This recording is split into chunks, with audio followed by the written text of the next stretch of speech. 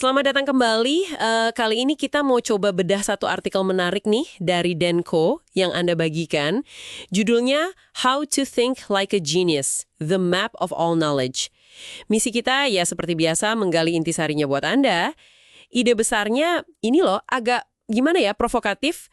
Katanya jadi jenius itu bukan soal IQ bawaan lahir semata, tapi lebih ke cara kita belajar, cara kita mikir. Ini tuh skill yang bisa dilatih.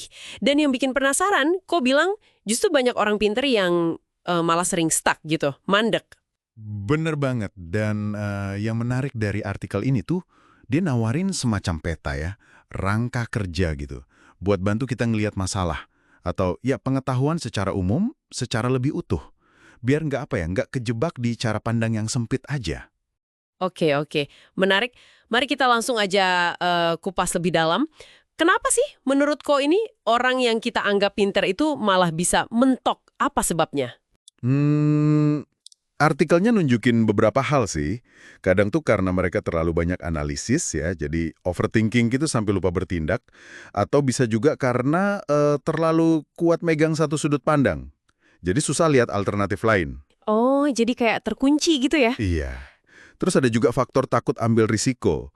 Mungkin karena terlalu fokus sama kemungkinan gagal. Intinya sih ya itu, mereka jadi kayak kehilangan gambaran besarnya, cuma pegang satu potongan puzzle aja gitu. Nah, itu dia. Jadi mungkin mereka ahli banget di satu bidang, tapi pas ketemu masalah yang kompleks, yang butuh lihat dari banyak sisi, jadi bingung. Disinilah kowe ngenalin alat bantu dari filsuf Ken Wilber ya, model AQUAL. Itu singkatan dari All Quadrants, All Levels. Bisa dijelasin dikit nggak all quadrants itu maksudnya apa? Oke, jadi all quadrants ini intinya ngajak kita buat ngelihat setiap isu, ya apa aja lah, dari 4 sudut pandang dasar. Anggap aja kayak 4 lensa beda buat memahami realitas Anda. Gini, 1, ada kuadran kiri atas. Ini soal dunia batin Anda. Pikiran, emosi, nilai-nilai, keyakinan. Apa sih yang sebenarnya Anda rasain atau yakini di dalam? Internal gitu ya, oke. Betul. Terus kedua, kuadran kanan atas. Ini soal tindakan nyata Anda. Perilaku yang kelihatan, skill, kesehatan fisik, apa yang terlihat dari luar yang Anda lakukan. Yang eksternal tapi masih individu, paham? Lanjut. Lanjut. Ketiga, kuadran kiri bawah. Nah, ini agak beda. Ini soal budaya, hubungan, nilai-nilai bersama dalam kelompok atau masyarakat Anda. Gimana sih budaya di sekitar Anda itu membentuk cara pandang?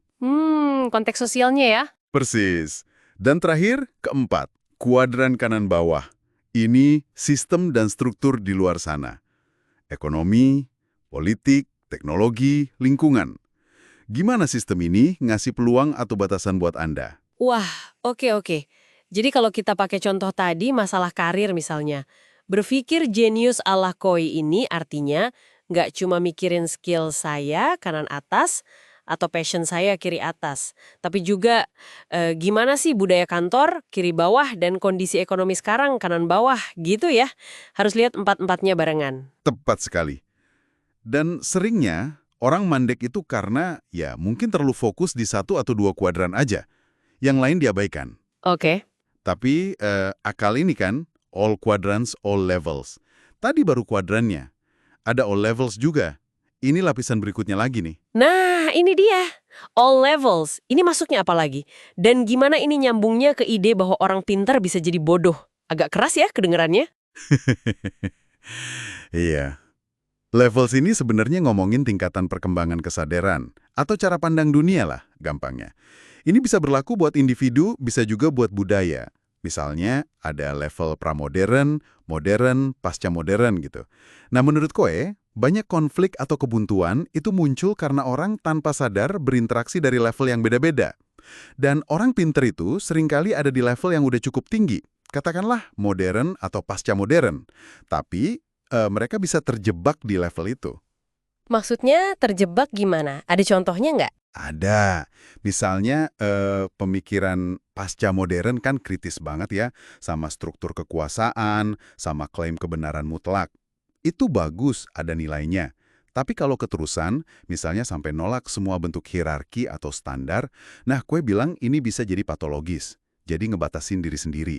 Orang itu jadi susah ngelihat atau mengintegrasikan kebenaran atau nilai dari level lain, baik yang dianggap di bawah atau di atas. Oh gitu, jadi mereka pinter di levelnya tapi jadi kayak buta sama perspektif level lain ya? Bisa dibilang gitu. Jadi, ya bodoh dalam konteks memahami spektrum yang lebih luas. Oke. Jadi intinya, secanggih apapun level pemikiran kita, kalau kita cuma bermain di level itu aja, ya tetap aja terbatas ya. Persis. Makanya, tujuan yang diusulkan itu mencapai apa yang Wilber sebut second-tier thinking. Ini bukan level baru di atas yang lain ya, tapi lebih kayak kapasitas untuk melihat nilai dan kebenaran parsial dari semua level sebelumnya. Terus coba menggabungkannya. Jadi, mampu memahami berbagai sudut pandang, bahkan yang kelihatannya tabrakan, tanpa harus langsung nolak salah satunya. Wah, oke. Dalam juga ya. Mari kita coba simpulkan sedikit buat Anda yang dengerin. Jadi, berpikir jenius versi Danko ini intinya adalah melatih diri pakai peta kayak akal tadi. Artinya, melihat situasi dari 4 sisi. Diri batin, diri tindakan, budaya hubungan, sama sistem struktur. Dan sadar juga kalau ada berbagai tingkatan kesadaran yang bisa mempengaruhi cara kita dan orang lain melihat dunia. Betul. Dan ini bukan cuma teori loh ya. Anda bisa langsung coba praktekin. Coba deh, ambil satu tantangan atau tujuan yang lagi Anda hadapi sekarang, terus petakan pakai 4 kuadran tadi. Faktor dari kuadran mana aja nih yang terlibat? Kira-kira hambatannya ada di mana aja kalau dilihat dari 4 lensa itu? Mungkin ada perspektif yang selama ini, jarang banget Anda sentuh. Iya, menarik tuh buat dicoba. Nah, sebagai penutup nih, mungkin ada satu pertanyaan buat Anda renungkan sendiri. Coba ingat-ingat lagi deh, waktu Anda menghadapi dilema atau mau ambil keputusan penting baru-baru ini, lensa kuadran mana apakah? Sisi batin, sisi tindakan, sisi budaya, atau sisi sistem yang paling sering Anda pakai? Dan yang mana kalau dipikir-pikir lagi, yang mungkin hampir nggak pernah kepikiran sama sekali? Coba direnungkan.